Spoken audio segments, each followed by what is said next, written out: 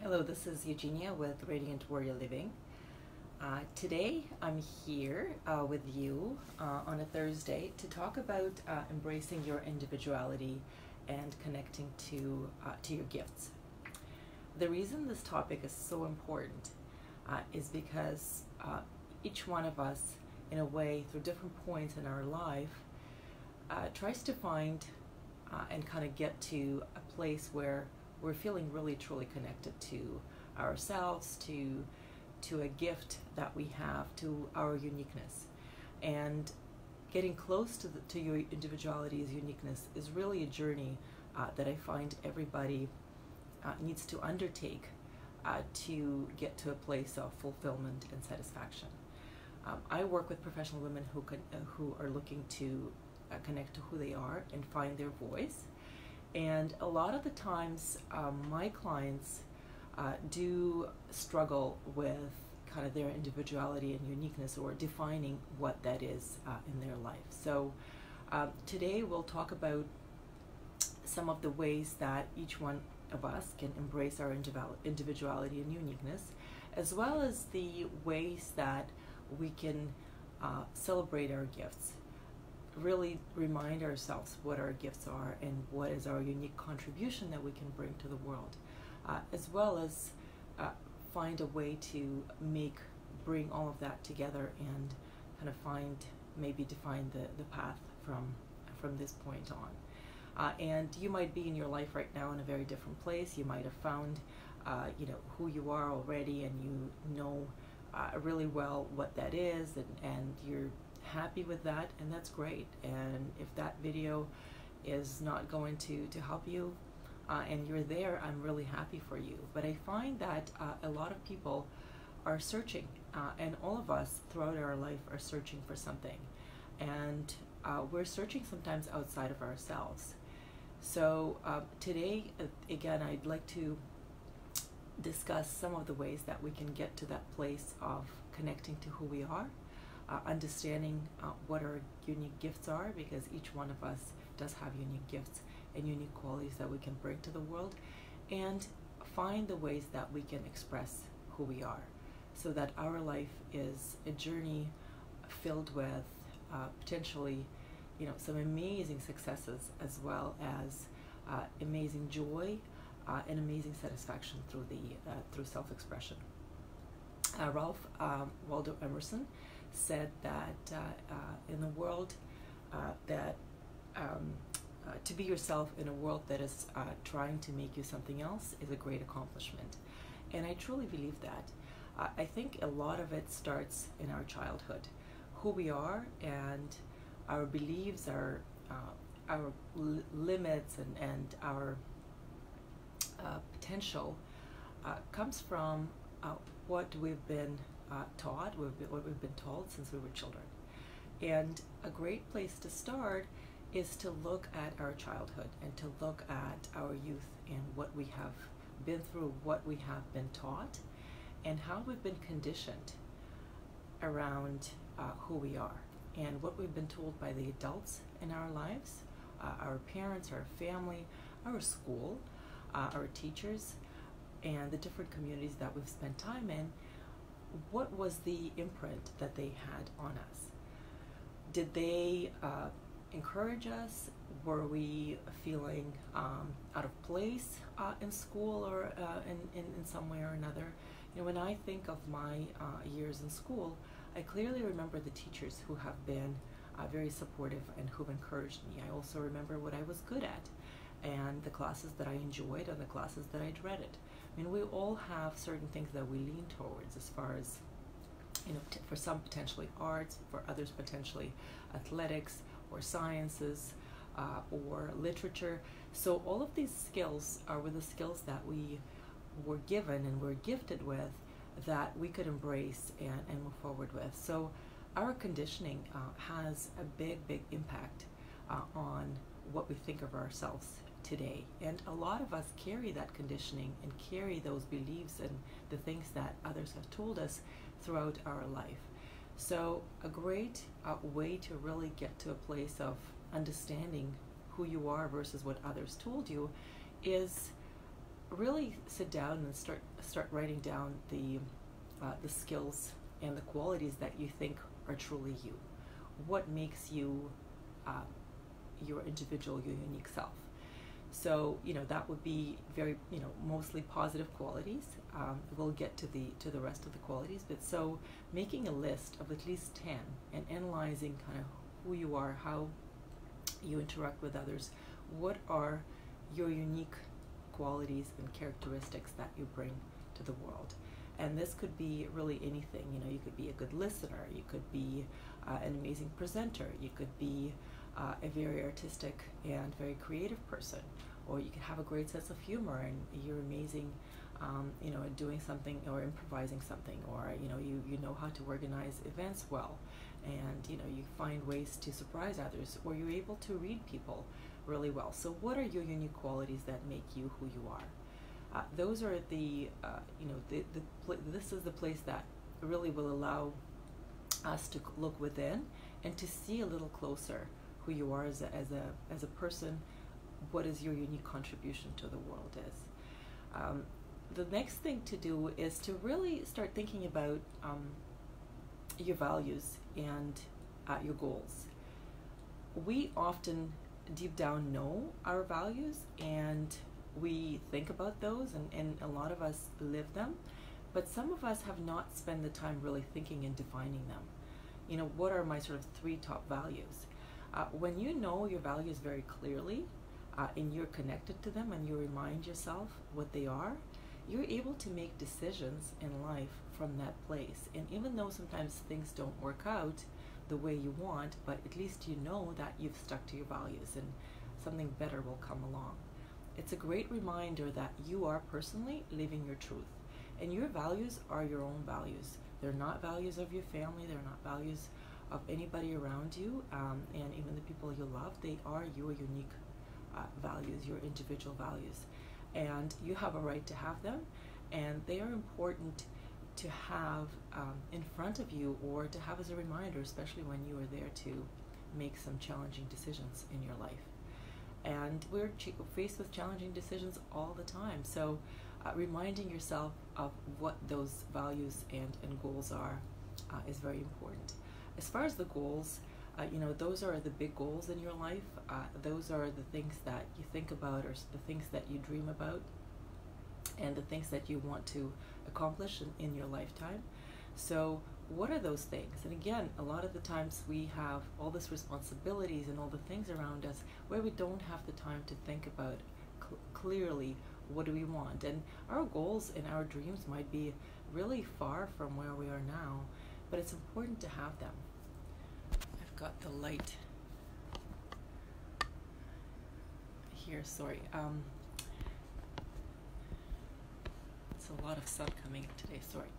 Anyway, so having the clear understanding of what your goals and values are is a big thing in our life, and being clear about what is it that you personally want to accomplish brings you a sense of a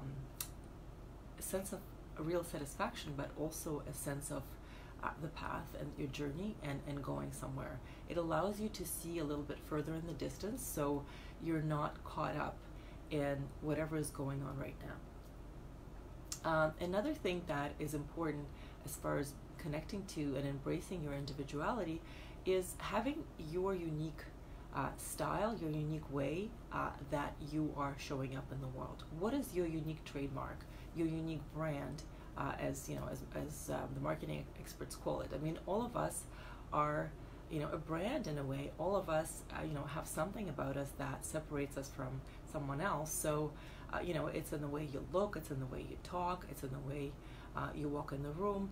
So think about what is it that makes you you, and how do you connect to the world in your unique way, and embrace that and kind of emphasize that to yourself and remind yourself that you're there as your unique speck on the world. You'll leave your unique mark on the world no matter what. And when you think about yourself in that way, how does it show up in your personal style? do you emphasize that, or are you trying to blend in because you don't want to stand out? Is there a way that you present yourself that is different from others, that makes you who you are? I mean, I have a slight accent, and I used to think that maybe I need to work on it a little bit more. But what I realized is that it makes me who I am, and if somebody doesn't like it, well, that's uniquely me. I like it, and for a long time I didn't like the sound of my voice, and I've realized that that's uniquely me, and I just have to embrace it. So what are some of the ways that you express yourself on the outside, from the inside to outside? And that's also in the way you dress. Is there something unique or different that you like to wear, or you like to to put on, that is different from the world? Or do you do your hair differently that people remember?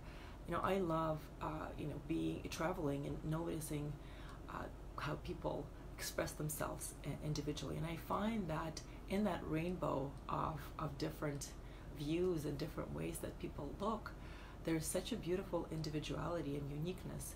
And it also inspires me to see people who are really truly not afraid to show up as they are. And I find that that's what we as individuals also remember and value in others. But we value that in others when we allow ourselves to be unique and to show up as ourselves. We really start to embrace others and accept their uniqueness and accept who they are, if we're able to give that to ourselves. So if you notice yourself that you're looking at somebody and you think that they're maybe a little bit too bold, a little bit too out there in how they express themselves, where in your life are you depriving yourself that capability or that ability and that freedom to express yourself the way you want to? I find that for the longest time in my life, I've been a very polite and very nice person, and I stood back and I didn't express what I thought. And I really looked at others who were very forward in the way they expressed themselves, and I found it intimidated me at times. So I started wondering what that was in me that was triggered by those people. And what I realized is that I did not allow myself to speak up at times, and it really bothered me. So I started working on being more bold and more open and more expressive with my opinions, which now has allowed me to see that and admire that in others. So if there's qualities in others that sometimes you find that maybe you resent or that rub you the wrong way, it's important to look at why those qualities are making you feel that way, because there is a reason. There could be something that maybe you don't like that person, or you don't like certain qualities, but very often there's something in those qualities that maybe you have within yourself that you would like to work on, or you have within yourself and you haven't allowed yourself to express. So that's a good way to do some self-inquiry and to look into why you're triggered that way or another way, so that you can see where do you cut yourself short in expressing yourself. The other thing that's very, very important is understanding that each one of us comes with the unique characteristics of our strength, challenges, and flaws. And really looking at what are some of the challenges that you have been through in life, and what are some of the challenges that maybe you're going through now that are uniquely yours, and how have they made you who you are, and the way that you deal with challenges. I think that many of us have our own unique ways of dealing with challenges, and those are our experience and our wisdom that is very unique to us. And that wisdom and that experience is really truly our gift to the world as well, because how we deal with those challenges and how we deal with the different circumstances with the set of cards that we've been given really makes us individuals. It makes us kind of that unique person that we are. So it's going back in your memory and understanding and analyzing how is it that you've gone through those challenges, and what have you learned, what were your insights about yourself. Again, our life is so busy that we don't often spend enough time looking back and in hindsight understanding what the goal was in a specific circumstances or a challenge, as well as what have we found out about ourselves. I find that very often when the challenge is given, and I see that with people, that we're fighting through something, we're going through the mud, we're going through some difficult circumstances, and we're so busy dealing with it, which is understandable. Then when we're out on the other side of it, we don't look back and think about, what have I learned here? What has it taken? How did it open up? How did it shatter me as a person? How did it shatter me and open me up to this challenge? And what has it given me as far as the qualities and some experiences and some wisdom that I haven't noticed about myself before? And this way, it allows us to see that the challenge was there for a reason, but it also allows us to see how we've come out of it, and also to gain some things as far as our unique qualities and our unique ability to fight and to really get through some challenging circumstances. When we're going back and looking at some of those things that we've been through and understanding what has helped us, our resilience, our determination, what it opened up in us, it really shows us how capable, but also that we often have a lot of hidden qualities that we don't pay attention to, or that we don't give ourselves a credit for, because we're just so busy dealing with things that come at us that we don't really spend a lot of time consciously understanding what just happened and how much we've learned, how much we've done, and how we've come out on the other end. So I really think that when you are going through something challenging, it takes a lot. If you're able down the road to look back and write some things down, see what it brought out in you, there's always something. It's never for nothing. As a lot of circumstances can be super challenging, but there's always something that you come out with on the other end. When I look back at my most challenging circumstances in my life, I realize that there's so much that I have been able to come out with. There's definitely some battle scars on the other side of it, but those scars have beautiful, beautiful things attached to them, and beautiful lessons and beautiful wisdom, and a lot more courage very often. So when you're able to remind yourself, or to truly consciously understand what some of those qualities are that have helped you, or that you've gained or learned or opened up in yourself, you'll be able to see yourself from a very different point of view, and you'll be able to see how much more you have to offer to the world. What I often think about is, our individuality is really about the things we do every day. It's about our habits. It's about things that we enjoy doing and things that we allow ourselves to do, and how much of ourselves do we share with the world every day. So, the habits are definitely a big thing, and, if there are some habits that you think, excuse me, are not helping you, then maybe, there's a way to look at, what are the habits that, your daily habits that maybe, are taking you away from you being you, and what are some of the things that are uniquely you that encourage that individuality and uniqueness on a day-to-day basis. How is it that you could work on those things and wake up as you and be you throughout the day? I believe that our life is made of the small things that we do every day.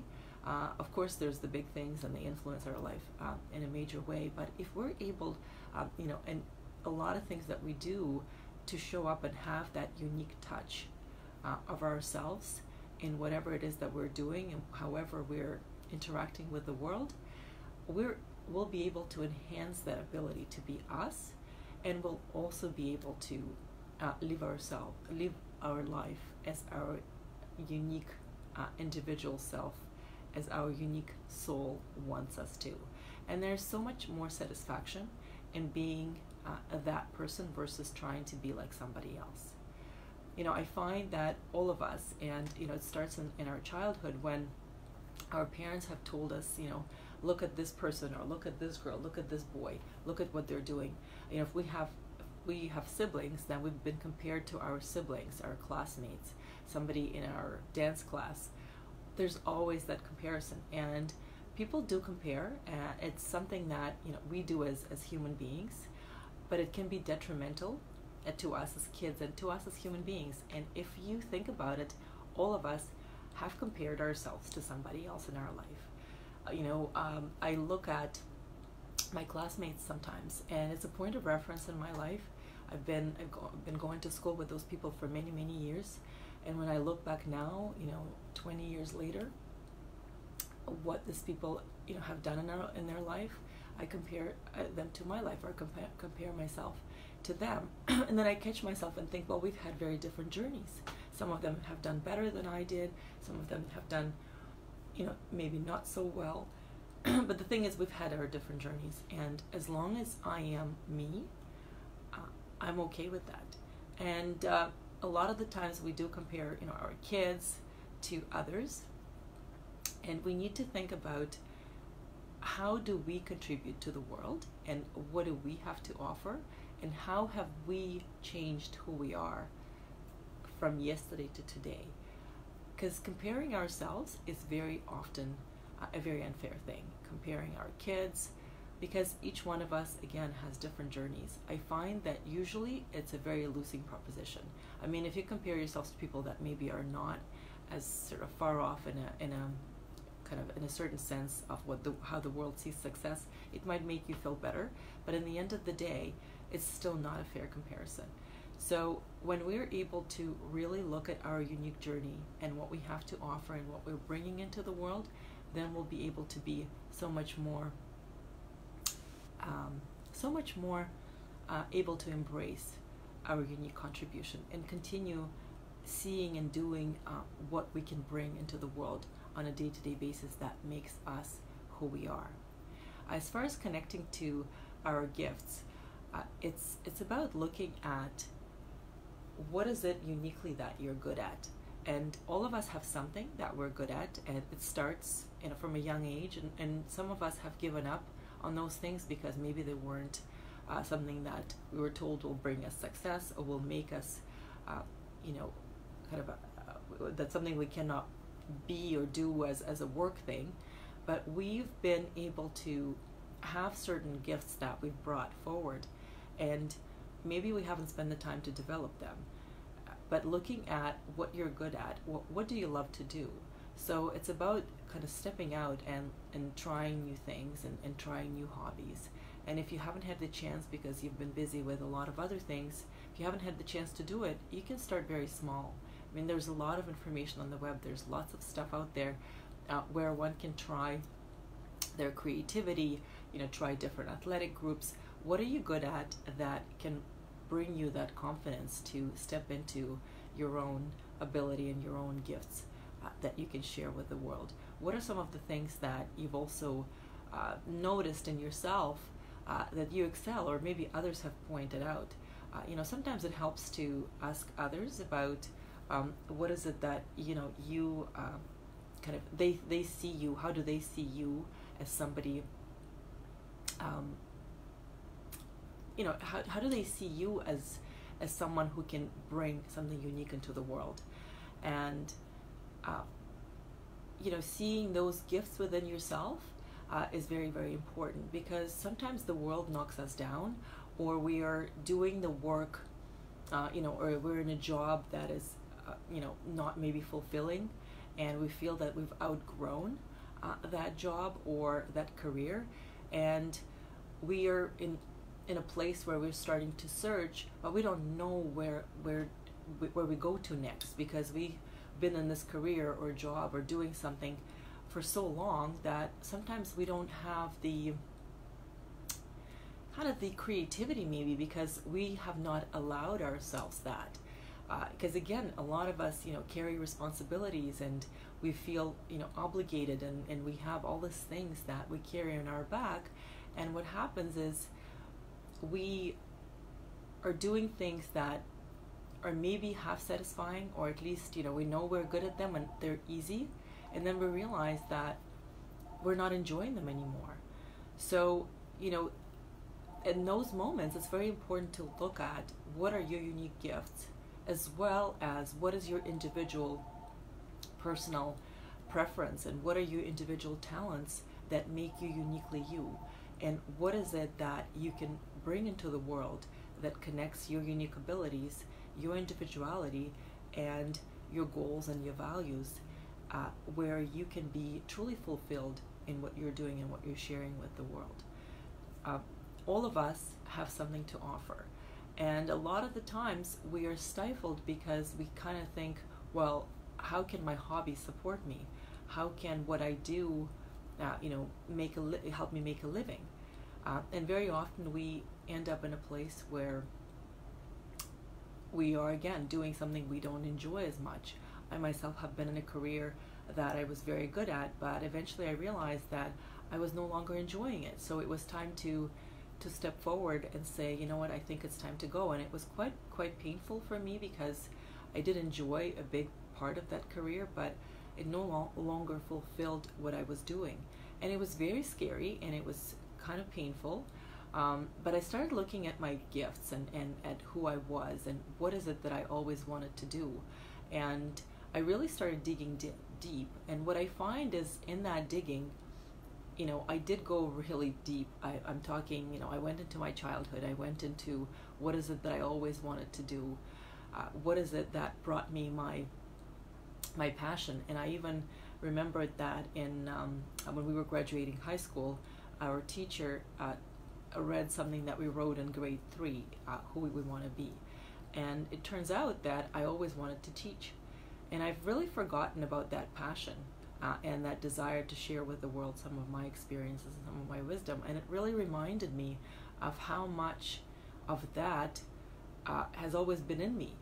And I was very connected to it when I was young, and I think intuitively as kids we're very connected to that. And then there's all these layers of things that we hear from others, the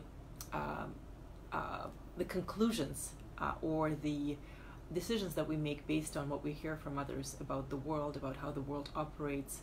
And then there's all this limiting beliefs and that show up. And then sometimes when things don't work out, we lose faith. And what happens with that is that all these layers, it's like the clothes that you put on yourself. Eventually, they can drown out that unique voice and your unique intuition, and the fears that show up through all the challenges that we deal with in life, that can sometimes totally drown out those desires and those important things that make us who we are. So it's really going to sometimes to the parts of you, or to the places where you haven't been maybe for a long time. And some of us have a hard time visiting or revisiting our childhood. And I do recommend it, as much as it can be really painful, or it can be sometimes sad. It's a big job to really start looking at your life and how you've been shaped since you were young, because that's where a lot of these things started. So remember that you do have unique gifts that make you who you are, and start doing the work. On my website, www.radiantwarriorliving.com, I have a guide, a free guide that you can download that it's called the Free Guide to Finding Your Voice. And your voice is really here as your unique footprint, your unique contribution to the world. So you're welcome to download the guide and start doing the work that I recommend in it. That work has helped a lot of my clients, and it has helped me personally to really connect with my sort of unique and individual view on and my unique footprint that I bring into the world. And I think through that work, all of us are able to really step forward and be ourselves every day, and kind of be courageously us, as much as there will be criticized, will be sometimes people will try to knock us down, because when you stand out and you're different, you do sometimes trigger others in one way or another. And that's where when you truly are confident and connect with yourself, it becomes irrelevant, because in the world where being unique can be praised, but being very different can be difficult, and standing for what you believe in. You can really be knocked down, especially in certain societies. It does take a lot of confidence and courage, but it's really only one way to live your life if you want to be truly happy and truly satisfied, and truly joyful in expressing yourself. So I'm hoping that this was helpful, and I'm hoping that you can start by looking at who you are individually, who you are as a unique human being, and what is it that you uniquely bring into this world. Your voice, who you are, how you interact with the world, how you show up, and even your outside expression is quite important, because people do remember you when you walk into the room, and what is it that makes you uniquely you, in your style, in your style of interaction with others. Embrace it and take it forward, and carry your brand, carry who you are, your trademark, in this world with pride. And I'm hoping that you can embrace who you are, and love your uniqueness, and connect to your beautiful gifts, and be the amazing expression of yourself, because that's the only one you in this world. Thank you for listening, and thank you to everybody who has been watching, and I look forward to being here next week. Thank you.